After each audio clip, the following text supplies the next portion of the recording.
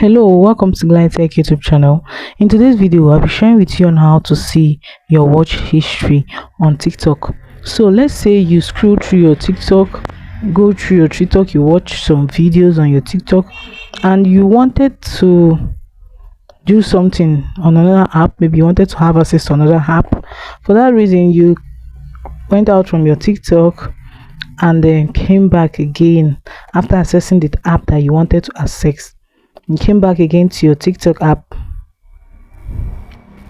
Right here on your TikTok app, you want to see the app. You want to see the last video that you watched on your TikTok. This is what you have to do.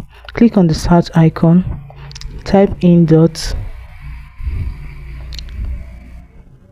click on the view your watch history. So right here you can see the last video I just watched. You can see all the videos that I watched from the first to the last, and all the videos I've been watching since this morning, since this week. You can see all the videos here. So guys, that is it on how to see your watch history on TikTok. If this video was helpful, do what to like, comment, share and subscribe. Thanks for watching.